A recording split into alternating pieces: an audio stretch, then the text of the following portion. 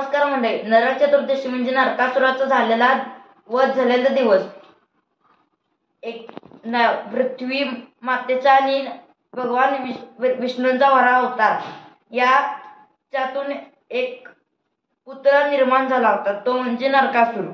नरकासुर हा आधी सौम्य, शांत, क्रूर नव्हता, पण जेव्हा त्याचा मित्र तो बाणासुराचा संकेत आला तेव्हापासून त्याचे विचार अधिक बदलत गेले होते. स्त्रियांना छळणे, लोकांची घरे जाळणे, ऋषीमुनींचे यज्ञ मोडणे असे अनेक प्रकार त्याने सुरू केले.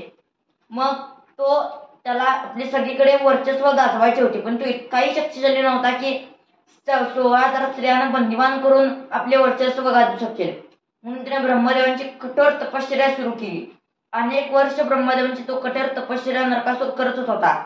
मग ब्रह्मदेव त्याच्यावर प्रसन्न झाल्यावर त्याच्यासमोर प्रकट झाले. त्यांनी ब्रह्मदेवाने त्याला वरद मागायला सांगितला, पण नरकासुराने त्यांच्याकडे अमरत्वाचा वर मागितला. पण ब्रह्मदेवाने त्याला सांगितले की अमरत्वाचा वर हा देणे मला आता तुला देणे शक्य नाही ना, तू कोणताही दुसरा वर माग.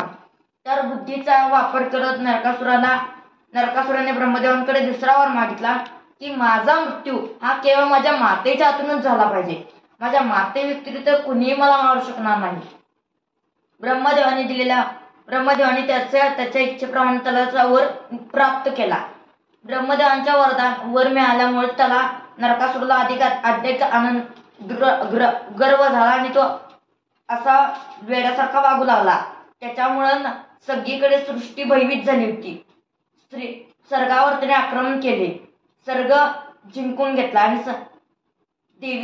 स्वर्गातल्या देवीच्या कानातले कमंडलू काढून घेऊन 16,000 स्त्रियांना बंदिवान करून टाकले. इंद्रदेवांशी घनघोर युद्ध केले. इंद्रदेवांना शेवटी हार मानावी लागली. इंद्रदेव भगवान श्री हरी विष्णूंकडे गेले आणि सगळ्या गीत कानावर घातली.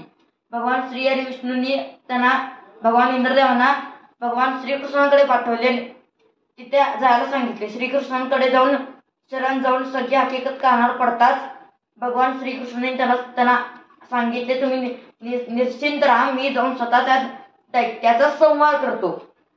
तर ती हकीकत ऐकून त्यांची पत्नी सत्यभामा त्या त्यांना म्हणाल्या की मी सुद्धा तुमच्यासोबत भगवान युद्धभूमीवर येणार.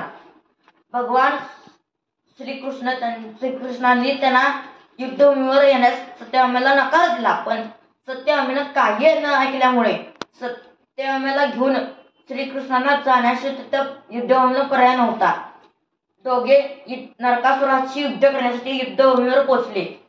श्रीकृष्ण जेव्हा नरकासुराच्या महालाजवळ आले तेव्हा त्यांनी त्याला युद्धासाठी दोघांनी पुकारले, पण नरकासुराने त्यांना साधा मनुष्य समजून आपला सेनापती मुरा याला श्रीकृष्णांवर हल्ला करायला पाठवून दिले. श्रीकृष्णाने आपल्या सुदर्शन चक्रांनी त्याचा मुराचे शिर एका धमात बाजूला करून टाकले. मुराचा वध झाल्यामुळे श्रीकृष्णांना मुरारी हे नाव पडले. मुराचा वध झालेला ऐकून क्रोधित झालेला नरकासुर श्रीकृष्णांशी युद्ध करण्यासाठी युद्धभूमीवर हजर झाला आणि त्यांच्या दोघांमध्ये घनघोर युद्ध सुरू झाले. अनेक अस्त्रे श्रीकृष्णांनी नरकासुरावर सोडली, पण नरकासुराला ब्रह्मदेवाने दिलेल्या वरदानामुळे नरकासुराशी युद्ध बराच वेळ चालू राहिल्यामुळे त्याला काही परिणाम होत नव्हता अस्त्रांचा. शेवटी नरकासुराने एका आपल्या दिव्य शक्तीचा वापर करून अस्त्र हे भगवान श्री हरी कृष्णांवर सोडले. त्या जागी ते श्रीकृष्ण मूर्छित होऊन पडले. ते बघून सत्यभामेला राग आला आणि तिने आपलं धनुष्य उचलून एक तीव्र असा तीर सोडला.